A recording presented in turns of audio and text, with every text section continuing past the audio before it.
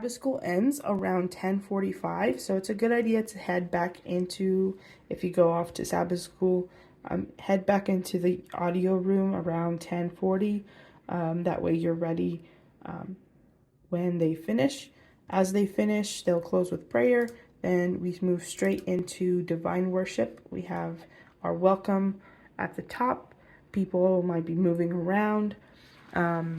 You're gonna need to turn off the yellow. Just this top one, this bottom one stays pushed in so that YouTube can hear it. This we don't really need because we don't need to amplify the volume of the piano. We just need to send that sound to YouTube. So unpress this top one, but make sure that this bottom one is pressed for the yellow one or the microphone that's next to the piano. White usually stays pushed in so that the participants at the pulpit, the very top, can be heard by both the congregation and the people on YouTube. The green one, if it's in use, you can have it pushed in. If not, you can just unpush it. The lapel, once the speaker is done, we can also turn that one off too. That way we can limit the amount of noise and static that's going on. Just turn off anything that is not in use. For example, the computer, I don't need that anymore for now. I'm going to turn that off too. So right now, all I have is the white microphone and the small rectangle one for the piano.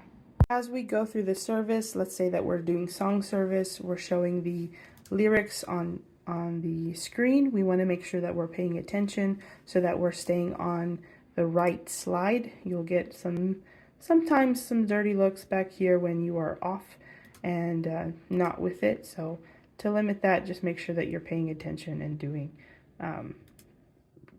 that you're on the right slide. Also, for the people that are at home or watching on YouTube, it's really nice to have the lyrics up there for them. And so this button down here, this NDI source, if we turn this little icon on, that's going to show them what's on the slide. Sometimes we turn it off if we don't need what is showing on the projector, so we can turn that off and on. But when you're singing songs, maybe showing the Bible story, not the Bible story, the scripture reading, it's a good idea to have this turned on. As we continue through the program, we're at invocation. The preacher is praying.